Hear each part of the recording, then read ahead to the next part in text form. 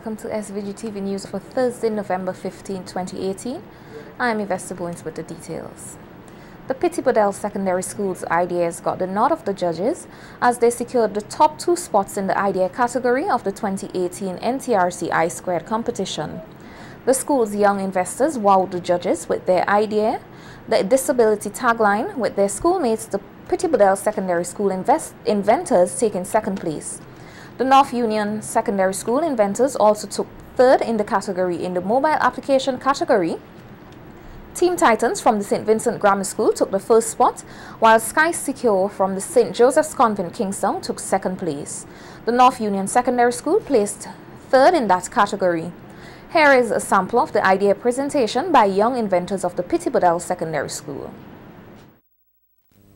Therefore, the purpose of this app is to make it very easy for a person with varying disabilities. It will make tourists and others know if the places they want to visit are accessible to them. It is also the aim of this app to encourage tourist destinations and businesses that offer products and services to make their places accessible to all people, regardless of their physical limitations or disabilities. It includes tourist locations that are owned publicly and privately.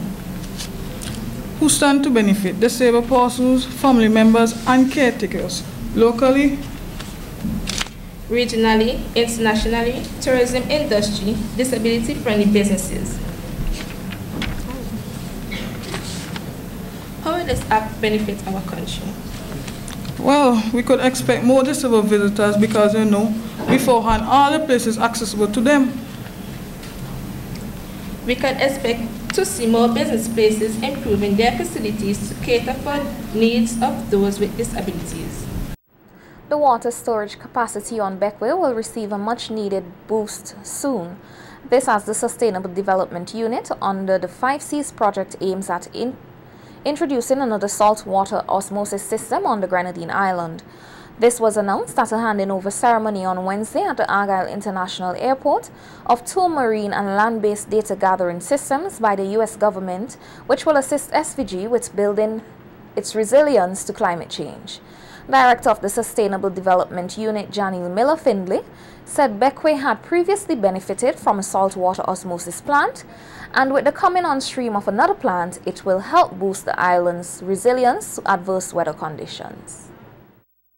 Under the SPAC project, the 5Cs would have assisted us with the saltwater reverse osmosis plant in Paget Farm, and this year, with additional funding that they would have secured for us, we are embarking on a development of another plant in Port Elizabeth, which will take Bequia further in terms of their ability to store water and to have water at their convenience. As you know, the Grenadines have no surface water, so they are dependent on rainwater harvesting, but you could only harvest so much as it rains, and it doesn't rain very often. So the saltwater reverse osmosis is going to assist us greatly in terms of the resilience of the people of Bequia and the provision of water to ensure that they have water during times of crisis. And what we are hoping is that this activity will just be the initial stages so that we can continue to work in the other Grenadine islands. So we are hoping that we'll be able to move from the northern Grenadines into the southern Grenadines. Miller-Findlay also expressed gratitude for the donation of the 2 monitoring systems made to SVG by the U.S. government. She said the equipment complements the work being done by the unit to build resilience to climate change in communities across the country. So as we continue with our efforts in terms of the development of resilience through climate change, our goal 4 of the National Economic Social Development Plan says improving physical infrastructure, preserving the environment, and building resilience in climate change. And as I said, this will complement what we have done. This year, we started on the development of our climate change strategy and action plan, or climate change policy, sorry. We have also been in the final stages of our national adaptation plan, and we would have also gotten some assistance from the USAID in terms of the development of that national adaptation plan. And we also are embarking on national appropriate mitigation actions. And those are just the major ones, but there are We continue to work in our communities in different ways through our JEF projects, through different climate change projects. The cruise ship Azura returned to Port Kingston today with the majority of passengers coming out of the United Kingdom. At the cruise ship terminal in Kingston, the visitors experienced a bit of the Vincentian culture, including our food and music. Larissa Pugsley-Kidd tells us more in this report. The cruise ship berth in capital Kingstown was a hive of activity today, with the Azura at the port with more than 3,000 passengers on board, many of whom disembarked the 951-feet cruise ship to enjoy a bit of what SVG has to offer. The Azura came directly from St. Lucia, with most of its passengers from the United Kingdom. At the cruise ship terminal, the visitors were greeted with entertainment through the sweet sounds of Pan and were offered local food and beverages. Korea's Caribbean Adventures tour coordinator Michelle Forsyth told SVG-TV News that more than 500 of the passengers were dispatched on tours to some of the popular tourist sites on the island. We have British passengers on the Azura, and one of the things that they're always interested in is the history of the island, and that's because we have a long heritage from the British. Right? So we take them to places like the Botanical Gardens, they go to places like the fort, that's one of the main areas. They also like the catamaran cruises and Bequia, 4 of the main places that they go. They tend to visit the Pirates of the Caribbean. It's one of the selling points of the island, even though the movie was done a couple of years ago. Another thing that they like is the distillery, the rum distillery in Georgetown, so we take them to visit that as well. Speaking to some of the visitors, they were happy to be in SVG and shared with us their impressions and expectations. Oh, beautiful island. It's beautiful. Yeah, Stunning island. Yeah, it looks lovely. Yeah, absolutely lovely. Yeah, wonderful view off the boat. Yeah. Okay, so where are you going? We're just going to go on the water taxi to the beach. Just have a couple of hours over there. Yeah. I've seen the Port, the island. It's like green, gorgeous as always. We're going to go do the Pirates Caribbean beach, and after that, and I'm staying with the whole family as well. Seeing the Pirates of Caribbean beach. The beach. Relaxing. And some swimming. Love it, and we love coming back here for the beautiful weather and wonderful people. It's wonderful. This is the second time for the season that the Azura has docked at Port Kingstown. Tomorrow the Britannia will be here, and according to Korea's tour coordinator, every week after, the Azura and the Britannia will be docked at Port Kingstown. Reporting for SVG-TV News, I am Larissa Pugsley-Kidd. Water taxis have become a popular mode of transportation during the cruise ship season. Today was no different, as visitors from the Azura cruise ship flocked the different water taxis at Port Kingstown. The Water Taxi Association has 6 water taxis on hand, and all were booked to transport the visitors to the various sites. One of the oldest water taxis is the Pirate Water Taxi, which operates from the cruise ship berth. Proprietor Ronald John told SVG-TV News that his service was named after Pirates of the Caribbean and has had good reviews. Used to be dressed as pirates with the patch on my eyes and the pirate hat, and we used to attract a lot of tourists because a lot of tourists come to St. Vincent and they're overwhelmed by the beauty of our country, and they wanted to be a part of the pirates in the Caribbean. John, however, no longer dresses as a pirate since he became a member of the Water Taxi Association. Water taxi are licensed by the Maritime Association to carry a certain amount of tourists. My water taxi are licensed to carry 30 people. What we do, we are not working with the agents, which is couriers. We are individual operators. We solicit. So therefore, we sell our tickets. These are the tickets that I will be selling. It's a wristband. Now we sell 30 tickets.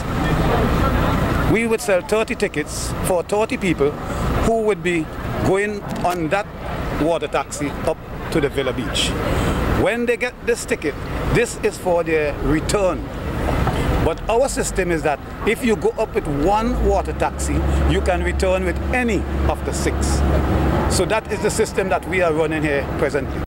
Ezzy Roberts of Korea's Caribbean Adventure said that the taxi services are usually booked months in advance, and the number of visitors still look forward to seeing the location where the movie Pirates of the Caribbean was filmed. tours will take the folks down to the Leeward coast, all the way down to Richmond, and we have another coast that we call the Pirate coast. They go down to the Leeward coast, but they end at the area where the filming of the Pirates of the Caribbean movie was done. They to see that coast side, so we normally do that by boat. The Ministry of Health has commenced a diabetic project aimed at preventing and controlling the disease. The project includes educational awareness programs to be conducted across SVG. The diabetic project manager Chen Hua-fan from Taiwan said that they have already brought in diabetic kits which will be distributed to clinics island-wide. Healthcare facilities. We are going to donate HbA1c analyzer and the food care kits, just like this, the file, the black point, and the monofilament, which can test your sensory of your food. Project coordinator Dr. Del Hamilton is asking for the cooperation of Vincentians and encourage them to take full advantage of the awareness programs that will be rolled out soon. Community participation is the key in terms of the success of this project.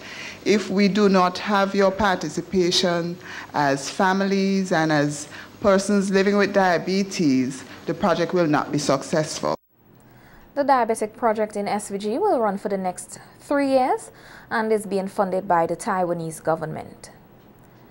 The Roads, Buildings and General Services Authority, BRACSA, is carrying out repair work on key pieces of infrastructure on the leeward side of the island. BRACSA's Roads Maintenance Officer, who has responsibility for the leeward side, Absalom Hooper, said the authority will continue its work to ensure the safety of all commuters.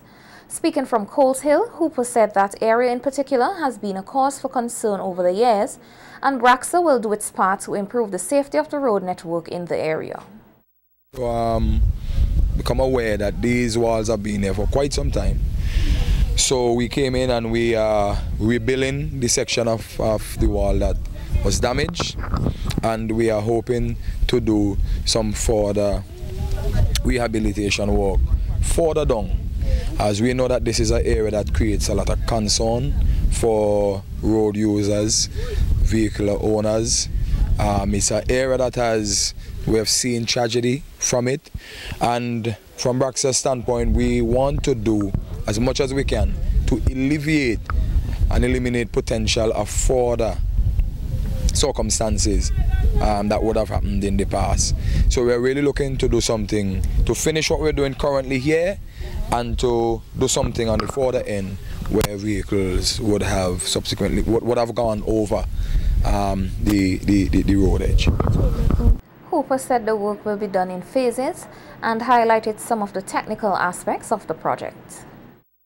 25 by 7 feet from off the ground level right up to the finished cap.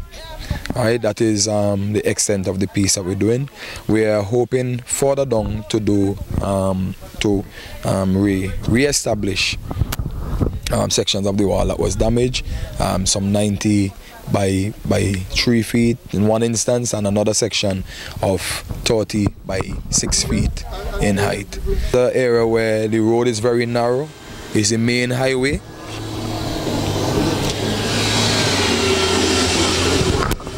And because of this, we face some limitations in terms of with the traffic, the oncoming traffic from both sides. We also have some limitations in respect of material, but we've gotten all of that resolved, and we are hoping that by the end of this week, this first phase of this project would be completed, and we are hoping by next week to start another section of this project. Meanwhile, Government Senator and caretaker for North Leeward, Carlos James, said he welcomes the project as it would ensure the safety of residents and all other commuters. Remedial step to have the abutments which gave way along with the crown of the wall to have them re-established to secure the actual foundation and the footing of the road itself. Both here and then the second phase of the project would be to extend the works further down the hill, which I'm sure you will see on the footage quite soon. But this part of the project is quite important to the community, of course. It's important to motorists.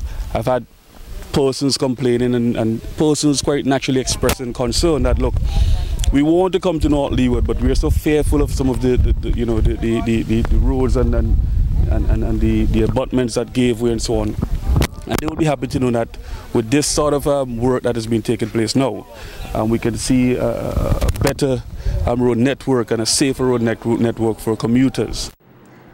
The police now have in custody 2 youngsters they say were wanted for questioning in connection with their investigation of reports of murder. Yesterday evening, the police issued a wanted person bulletin for Jeroy alias JJ Phillips, who they say was wanted for questioning in connection with a shooting incident that same evening which left 56-year-old shop owner Sabitri Little dead in the Hollywood area of Redemption Shops. A follow-up news release issued by the police this morning indicated that Phillips was in custody. Yesterday evening in Redemption Shops, 56-year-old Sabitri Little, who is survived by her husband and her 3 children, was in a family-owned provision shop located at the upper level of her house when she was approached and shot by some armed persons. Upon responding to the incident, Little was found unresponsive by the police on the balcony area of her house. Sometime mid-morning today, another wanted person bulletin was issued for 25-year-old Lionel Gubler George, and while it did not indicate which murder, the bulletin stated that the police are carrying out investigation into a report of murder in which George is a person of interest. The media was later informed that George had turned himself in.